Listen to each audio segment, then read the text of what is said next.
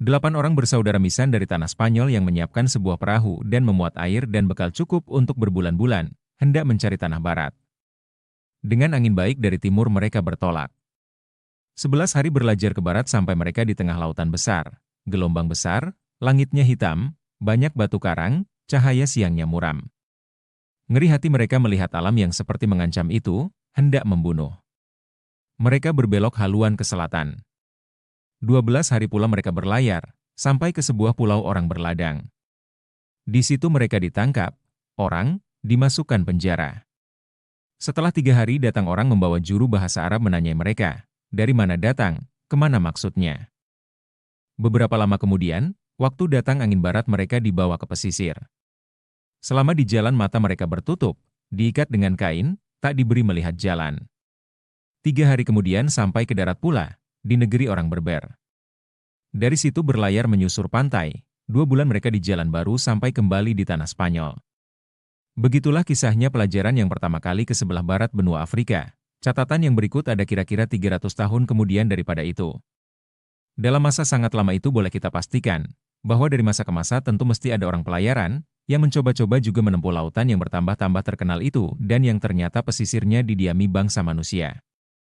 Di dalam catatan Amir Syakib Arsalan atas karangan Lothrop Stoddard, The New World of Islam, dalam salinannya dengan bahasa Arab oleh Ad-Jaj Nuaihil diceritakan daripada berita Saidi Abu Iha Sanuruddin, wafatnya tahun 1274 Masehi, tentang pelajaran Ibn Fatimah, yang berlayar menyusur pantai Afrika di sebelah barat, tambah lama tambah jauh ke selatan, akhirnya sampai di ujung selatan benua Afrika, dinamakannya Tanjung Putih, Ras al-Abyadl, karena gelombang di laut itu selalu berpuncak.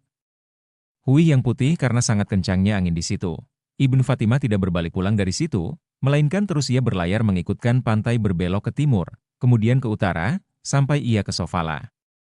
Di pesisir timur benua Afrika itu sudah ada beberapa babyak tempat perhentian orang pelayaran. Pada penghabisan abad ke-15 sudah ada di pesisir Mozambique sebuah perkampungan bangsa Arab orang pelayaran yang pandai-pandai, yang menaruh gambar-gambar peta laut dan pengetahuan tentang angin dan musim. Maka Vasco da Gama, bangsa Portugis yang dimasyhurkan di dalam Tarikh karena mendapat jalan ke Hindia Timur, itu, dalam pelayarannya itu membawa pandu, Lords, bangsa Arab yang bernama Ibn Majid. Waktu itu jalan dari pesisir timur tanah Afrika itu sampai ke Hindia Timur sudah banyak dijalani orang. Tapi dari bagian Baghdad, ibu kota Khalifah Bani Abbas pun, ada pula rupanya yang sampai kemari membawa diri kemudian daripada jatuhnya kerajaan Bani Abbas dalam tahun 1258 Masehi. Jejaknya bertemu di dalam kerajaan Pase di Aceh. Di situ ada sebuah kuburan, batu mesannya berpahat dengan nama Syarif Abdullah, mangkat di Pase pada 23 Haberajab tahun 810, 24 Desember 1407, dengan keterangan bahwa ia turunan tingkat ke-6 daripada Khalifah Abbasiyah Abu Ja'far al-Mansur yang bergelar Al-Mustakir.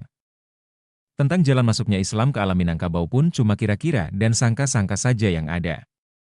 Hubungan alam Minangkabau keluar ialah di Indrapura, di Kuala Kampar, di Indragiri, di Jambi dan di Palembang. Dari situlah kiranya jalan masuknya Islam, di Indrapura dari Aceh, di Kampar dari Malaka dan di Palembang karena perhubungan pelayaran yang sudah tersebut tadi. Dalam hikayat Cindur Mata barangkali ada juga jejak menunjukkan berangsur-angsurnya Islam berkembang. Tadi sudah tersebut Bunda Kandung melihat Tuanku Siah Maghribi di dalam mimpi.